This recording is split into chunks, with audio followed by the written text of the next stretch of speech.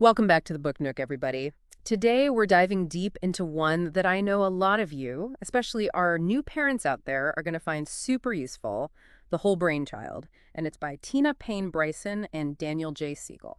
This is one of those books that doesn't just give you a bunch of abstract ideas about how kids' brains work. It actually gives you practical strategies that you can use in your everyday life as a parent, especially when you're dealing with those tough moments. It's like the meltdowns, the tantrums, all that fun stuff. Yeah, and I think what I really appreciate about it is that it's not about trying to, fix our kids or make them behave perfectly all the time. Right. It's more about understanding what's going on in their brains, why they might be acting the way they are, and then using that knowledge to help them learn and grow. And the authors have this really great way of explaining things in a way that's easy to grasp, even if you don't have a background in neuroscience or anything like that. Definitely. One of the key ideas in the book is this concept of integration.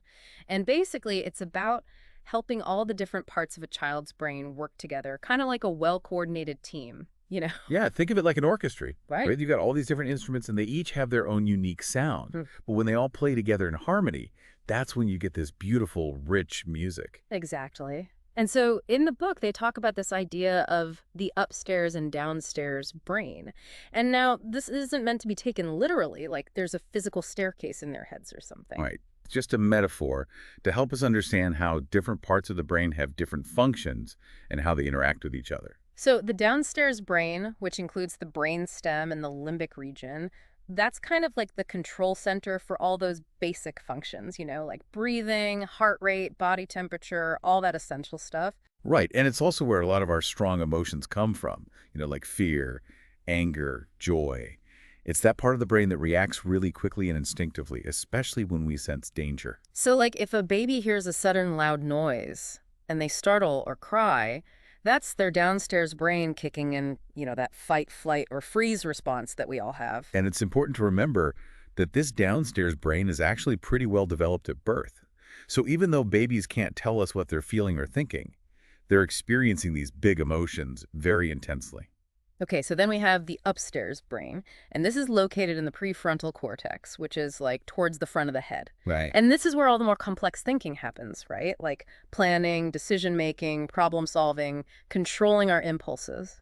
And also things like empathy, being able to understand how other people are feeling. And this upstairs brain is still under construction, especially during those first few years of life. It's not fully developed until, our mid-20s. Oh, wow, mid-20s. Okay, well, that explains a lot. Right. So thinking about your little ones, expecting them to always be able to regulate their emotions, make rational decisions, always think before they act, it's just not realistic at that age. Because their upstairs brain is still developing, they're much more likely to be driven by their downstairs brain, those more primitive instincts and emotions. So it's kind of like that analogy they use in the book. The downstairs brain is like the first floor of a house that's already built and furnished. But the upstairs brain is like the second floor that's still under construction. I love that analogy. You can picture it, right? There Yeah. might be scaffolding up, tools lying around, maybe even some exposed wiring. It's a work in progress. Exactly. So when our kids are having a meltdown or they're acting impulsively, it's not because they're trying to be difficult or defiant. It's because their upstairs brain isn't quite online yet to help them manage those big feelings. And there's another part of the downstairs brain that plays a big role here, the amygdala, which acts as kind of like a watchdog, always on the lookout for potential threats. Yes, the amygdala. If it senses danger, it can trigger that fight or flight response even before the upstairs brain has a chance to assess the situation and say, hey, hold on, maybe this isn't actually a threat.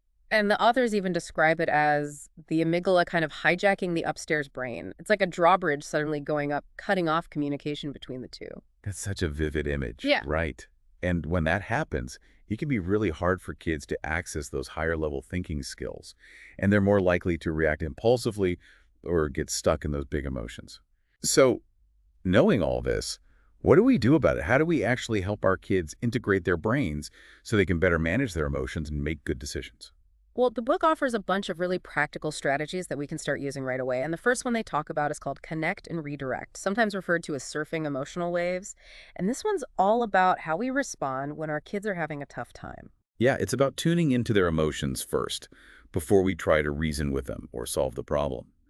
Because when a child's upset, their right brain, which is the emotional side, is really active, and trying to engage their left brain, which is the logical side, right away, often just won't work. It's kind of like trying to have a conversation with someone who's speaking a different language. You need to find a way to connect with them on their level first. Exactly. So the first step is what they call attunement, which is basically making your child feel felt.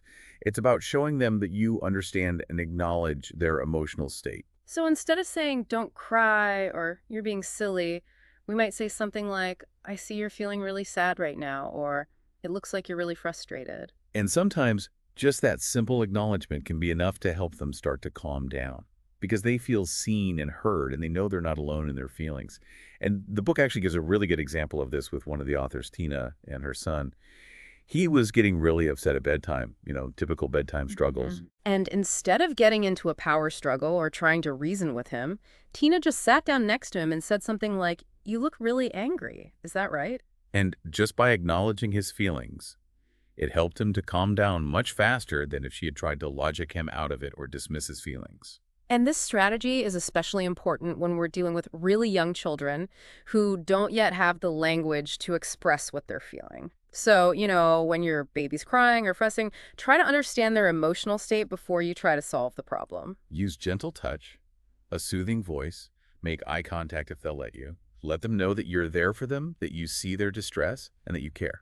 So connect first and then redirect. That's the key. Okay, the next strategy is called Name It to Tame It.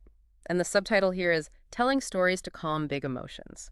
So this one's all about the power of language to help kids process their experiences. Right. When something upsetting or scary happens, helping your child retell the story of what happened can actually engage their left brain, the logical side, to make sense of the experience. So it's kind of like they're creating a narrative, right? They're putting words to their feelings, which helps to take away some of the power those feelings might have over them. And they're also learning how to organize their thoughts and make connections between their feelings and the events that triggered them. The book shares a really powerful example of this with a principal named Mariana, whose 2-year-old son, Marco, was in a car accident. Thankfully, he was physically okay, but it was obviously a very traumatic experience for him. And Mariana, understanding this brain integration stuff, started helping him to retell the story of the accident over and over again in the days that followed. She would ask him gentle questions like, you were in the car with Sophia, and then there was a loud noise, wasn't there? And she would let him fill in the details, even if it was just babbling about the sirens or the flashing lights. What she was doing was helping him process the experience in a safe and contained way. By putting words to it, he was able to make sense of it and integrate it into his understanding of the world. That's so interesting. And, even for younger kids who aren't talking yet, we can still use this strategy by narrating events for them. Like, if they fall down and get hurt, we can say something like, oh, you fell down, that probably hurt. But look, your knee is all better now. And as they get older, we can encourage them to tell us about their day, about their experiences, about their feelings. We can help them to create those narratives that help them understand themselves and the world around them.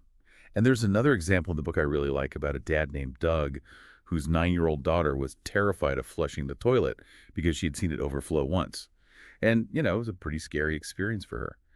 But Doug, instead of just telling her there was nothing to be afraid of, he kept retelling the story with her. He helped her talk about what happened, how she felt, and eventually she was able to overcome her fear. So it's not about dismissing their fears or telling them they're being irrational. It's about helping them understand and process those fears so they can move past them. Okay, the next strategy is called Move It or Lose It. And the subtitle is Moving the Body to Avoid Losing the Mind. And this one highlights how important physical activity is for regulating emotions. Think about it, right? When we're feeling stressed or anxious, sometimes just going for a walk or doing some exercise can help us clear our heads. Well, it's the same for kids. The book gives the example of a boy named Liam who was feeling totally overwhelmed by his homework. And instead of just sitting there getting more and more frustrated, he went outside and ran around the block until he felt calmer. And that physical activity helped him to shift his state, to reset his brain, so he could come back to his homework with a fresh perspective. And for younger kids, it might be something as simple as taking them outside for some fresh air or having a dance party or even just giving them a big hug. Yeah, any kind of physical activity that helps them release that pent-up energy and tension can be really helpful. Okay, so we've talked about connecting, redirecting, naming it to tame it, and moving it or losing it. And the book also goes into this really fascinating area of memory, which I think is super important for parents to understand. Yeah, and they talk about these two different types of memory. Implicit memory and explicit memory. So implicit memory is kind of like unconscious memory. It's the stuff that influences our feelings and behaviors without us even being aware of it. Like, how you might suddenly feel anxious in a certain situation, but you can't really pinpoint why. Yeah, or like when you're driving and you suddenly realize you've been on autopilot for the last few miles. Exactly. That's implicit memory at work. Yeah. It's all those habits, those automatic reactions, those feelings that we have that we can't always trace back to a specific event. And then there's explicit memory, which is what we usually think of when we talk about remembering something. It's the conscious recollection of facts, events, experiences. Like, I remember going to the zoo last summer and I saw a giraffe and it was so tall. Exactly. And the thing about implicit memories, especially negative ones, is that they can sometimes trigger strong emotional reactions in the present, even if we don't consciously remember what caused them. And this can be really confusing for both kids and parents. Like, let's say a baby had a scary experience at the doctor's office. They might not consciously remember that experience later on. But they might start crying or getting fussy every time they go back to the doctor, even if nothing bad happened. Exactly. And the parents might be thinking, what's wrong? Why are they so upset? And the baby can't tell them because they don't even know themselves. So what the author suggests is that we try to help our kids make those implicit memories explicit, you know, to bring them into conscious awareness so they can understand and process them. So how do we do that? Well, one way is to talk about past events, especially those that might have been challenging or upsetting, in a gentle and age-appropriate way. We don't want to overwhelm them, but we can help them to create a narrative around those experiences. And the book gives this example of Tina helping her son understand why he was nervous about going to a specific friend's house. It turned out that he had had a slightly negative experience there before, but he didn't consciously remember it. But once they talked about it, he was able to understand why he was feeling anxious, and it helped him to feel less afraid. So it's like by talking about it, by putting words to it, they're able to create a story around that experience and it loses some of its power. Right. And there's another example I really like about a dad named David, whose son had developed this fear of woodworking tools after seeing a friend get hurt with one. And instead of just telling his son to get over it, David helped him to retell the story of what happened. They even used their imaginations to, like, rewind and fast forward the memory, which gave his son a sense of control over it. Wow, that's a really cool technique. And I think that's something we can all do. We can help our kids to retell those scary or upsetting stories in a way that helps them to process them and feel less afraid.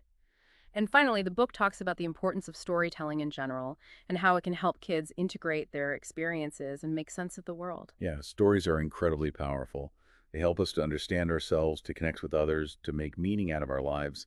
And when we tell stories to our kids, or we encourage them to tell their own stories, we're helping them to develop their emotional intelligence, their empathy, their creativity. The book gives this great example of a dad named Thomas whose preschooler, Katie, developed separation anxiety after getting sick at school. And instead of just telling her that school was a safe place, he helped her to create a little storybook about her day at school. They talked about all the fun things she did, the friends she played with, the things she learned. And by creating this positive narrative, he helped her to overcome her anxiety and feel good about going back to school. It's like creating a positive script to replace the negative one that was running in her head.